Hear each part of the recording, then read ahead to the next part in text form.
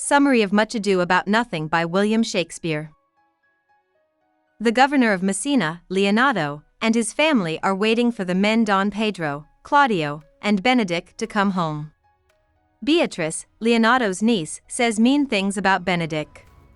When he and the other two come, she and Benedick start insulting each other, each saying that they are cold-hearted and can't be won over by the other sex.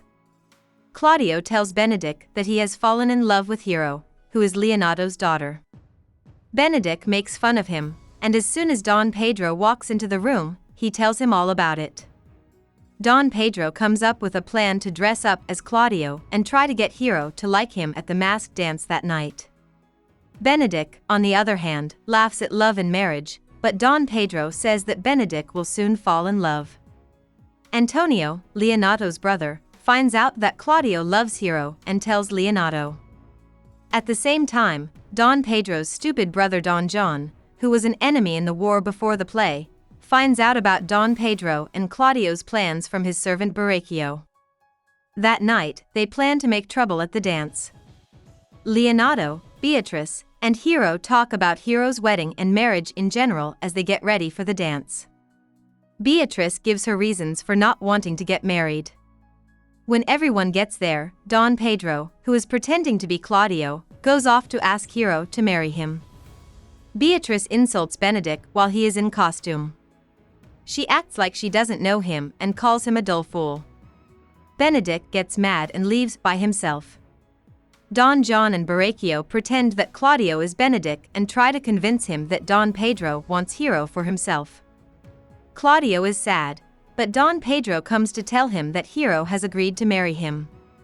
The wedding is set for a week later, and Don Pedro suggests that everyone try to get Benedick and Beatrice to fall in love in the meantime.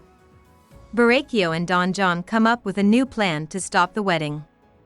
They plan to make Claudio and Don Pedro think Hero has been cheating on them by letting them see Beracchio and Hero's servant, Margaret, having sex through Hero's window. This will make Claudio and Don Pedro think Hero has been unfaithful. Don Pedro and his friends have their own plan to make Benedick fall in love. They don't know about Beracchio and Don John's plan. Benedick is alone in Leonardo's yard. When he sees Don Pedro, Leonardo, Claudio, and Balthazar coming toward him, he runs away and hides.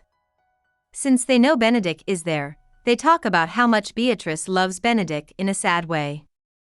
Benedick is quickly persuaded, and when Beatrice comes to pick him up for dinner, he takes her words as flirty double meanings. Hero, Margaret, and Ursula set the same trap for Beatrice later, and she falls for it just as easily. Soon after that, Don John gets Claudio and Don Pedro to agree that Hero has been cheating on them. They plan to shame her at her wedding if the rumors are true, so they agree to come watch her window for signs of a lover. Dogberry, who is in charge of the town watch, and Verges, who is his second-in-command, tell the night watch what to do. During this, the watchmen hear Beracchio talking to Conrade about how he slept with Margaret and convinced Don Pedro and Claudio that Hero was cheating on them. Both guys are arrested by the watch. The next morning, just before the wedding, Dogberry and Verges try to bring Leonardo to the plotters so they can question them. But Dogberry has such a hard time getting his point across that Leonardo sends the two away and tells them to do the test themselves. The wedding will go on. Just as the friar asks if anyone has a problem with the marriage, Claudio and Don Pedro accuse Hero, which makes her feel bad and makes her pass out from shame. When Claudio, Don Pedro, and the other guests leave, Leonardo can't stand it. The friar doesn't believe the claims and tells Leonardo to act like Hero is dead. This will give them time to look into the claims and maybe even change Claudio's mind. Leonardo agrees, and Benedick and Beatrice promise to keep quiet. Beatrice asks Benedick to kill Claudio because she can't love him if he doesn't because of what happened to her cousin. After being unsure at first, he decides to fight his best friend. Conrade and Beracchio are questioned by Dogberry and the watch in a clumsy way. Even though Dogberry uses bad language and obsesses over small things, like when Conrade calls him an ass, they get him to confess and plan to bring the crooks to Leonardo's. Leonato and Claudio almost start fighting, and Antonio and Don Pedro join in. Benedict comes and tells Claudio to fight him the next day to stop the fight. Don Pedro and Claudio don't take him seriously at first, but they come to realize that he did it because he loves Beatrice. While they are talking about Benedict's change and challenge to Don Pedro, Dogberry, Verges, and the watch show up with Conrad and Baracchio, who admits to lying. Claudio and Don Pedro are scared, so they ask Leonato for forgiveness. Leonato agrees to forgive Claudio if he puts an inscription on Hero's grave, clears her name, and then marries his niece. Beatrice asks Benedict if he will fight Claudio, and Benedict says yes. Ursula, one of the women in the house, tells them that Don John has left Messina after his betrayal was found out. Don Pedro and Claudio go to Hero's grave to put up an epitaph. They then go to Leonato's house for the wedding. At that place, Leonato's sister, who is wearing a mask, is given to Claudio. When the mask is taken off, the niece turns out to be Hero, who is still alive. Claudio couldn't be happier.